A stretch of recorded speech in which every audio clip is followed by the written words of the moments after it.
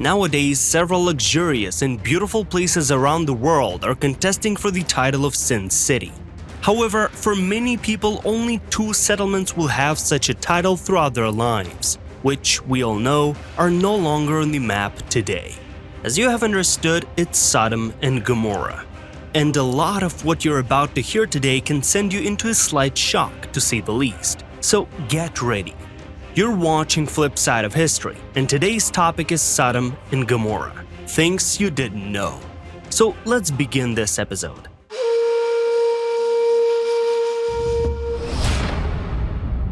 Where were Sodom and Gomorrah? Prior to talking about the history of these 2 cities, it is necessary to understand the main thing. Their very existence has not yet been proven by anyone on our planet. No archaeological sites have been found that could be unequivocally identified as one of these 2 cities, although relevant studies have been conducted. Sodom and Gomorrah are not only mentioned in the Bible itself. These cities and the misfortune that befell them are also mentioned in various ancient sources. These ancient sources themselves admit in their writings that the information about Sodom and Gomorrah was drawn mainly from the legends and beliefs of the inhabitants of Palestine, and these are, in fact, the same biblical traditions. Consequently, there is very little information about the history of these sinful cities. It is not known by whom and when these cities were founded. The Old Testament places both settlements in the valley of Sodom, now completely flooded by the Dead Sea. The area near the body of water is marked as Eden, paradise. Before the flood, there were 2 cities on the banks of the river. First where Adam and Lilith lived, then Eve and the serpent. In other words, the east bank of the entire course of the Jordan has become the scene of devilish corruption. Modern traces, or is the story not just a myth? So we have figured out which part of the earth is encoded in the image of the inhabitants of Sodom and Gomorrah. The approximate location leaves no doubt. Indeed. Now these are the remains of the Dead Sea, right? Its drying southern part. Of all the paradises, this was the southernmost and most climate unfavorable half. That being the case here, the water that once swallowed the settlements is already partially receding. Archaeologists admitted here by the Jordanian government have indeed found a lot of very mind-blowing things. Pieces of various minerals centered around the influence of the fire of multiple days of fires on the found ceramics. Wait, so it means that the epic scene of destruction did exist in one particular place and at one particular time? Since now it is the most developed area for the extraction of brine and mineralized mud, divided between the modern Israel and Jordan. More land than water, isthmuses everywhere, and part of the water area is already on the anchored shore. It is in fact there that scientists from all over the world conduct excavations.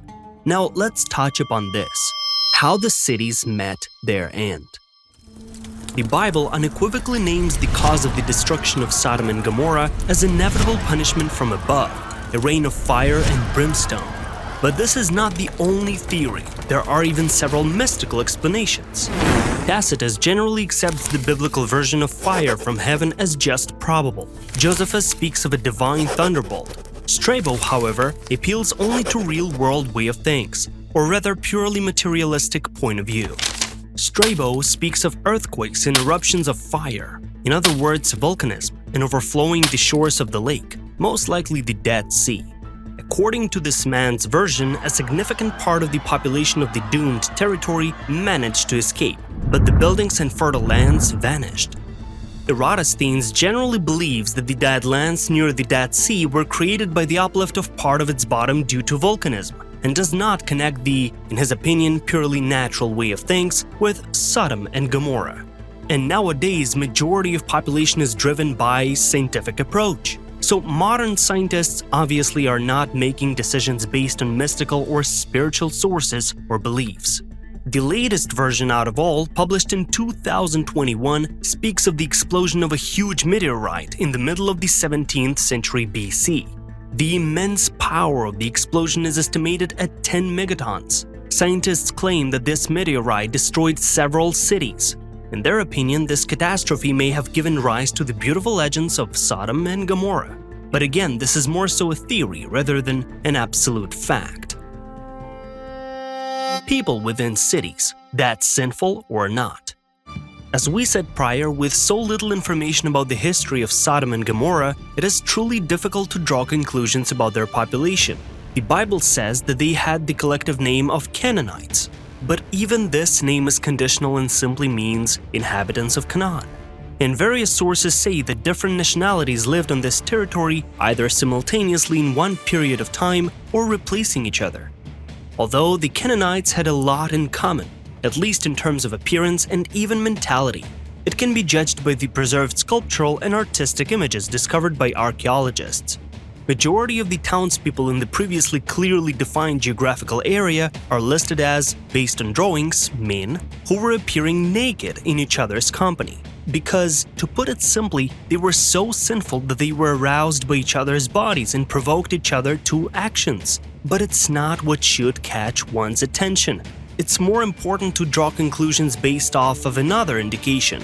The local population were unfriendly to strangers. We also can say that their occupation was agriculture, in particular viticulture and also winemaking. The land in the vicinity of Sodom is characterized as fertile and very suitable for farming.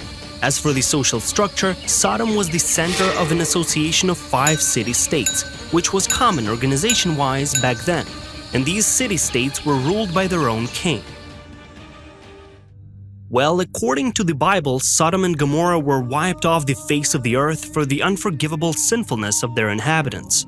But despite these sins, the nature of them is not precisely specified. The Old Testament, Tanakh, mentions an attempt by men of Sodom to rape Lot's guests, originally angels who took the form of handsome young men. In the New Testament, they are accused of fornication and going after other flesh. Based on this, it is most often believed that the biggest sin of the inhabitants of the 2 cities was unnatural from the biblical point of view, sexual behavior. But in general, both sources do not clearly state the sins for which the inhabitants of Sodom and Gomorrah were sentenced to complete destruction. But the story of Lot's guests hints that their fornication was indeed of a truly perverted nature. Questionable moments. Of course, there are a lot of them since the real proven facts in the case of Sodom and Gomorrah are simply way too few. However, if you read them carefully, you can notice a lot of bizarre and even hideous things in the sources. Chances are you didn't know about either all of them or most of them. Let's check it out together. 1. For instance, the assumption that women in the city of Gomorrah had unnatural sexual inclinations is pure speculation. There is nothing like that in the Bible, and Gomorrah is mentioned all the time along with Sodom, that being they sinned in the same exact way within 2 cities. 2. The main focus of Bible is on the higher justice system, which was non-selective, and it raises questions. Well, only men are represented as sinners in Sodom, but the fire and brimstone destroyed everyone, men, women, and small children, who were certainly not involved in sexual deviations. 3. Only Lot and his daughters escaped from Sodom, but even here it is known that Lot also had sons-in-law, husbands and fiancés of his daughters. It turns out that the righteous and exemplary man himself found at least 2 men in the sinful city whom he considered worthy of being related to them in such a way that definitely raises questions. 4. And finally, there were of course more than 2 cities destroyed. Sodom was the center of a union of not even 2 but 5 cities within the area, and all of them were destroyed. Strabo speaks of as many as 13 settlements there. And speaking of fornication, some people are well aware of what righteous Lot and his daughters did in the cave after being rescued from Sodom. For this, he was rewarded with the right to become the forefather of 2 new peoples, from each of the sons and grandsons born as a result. But that's a different story. You were watching Flip Side of History, and if you enjoyed it and it made you even more interested in history and Bible and made you raise unusual questions, then do not hesitate and subscribe to the channel. And for now, see you in upcoming episodes.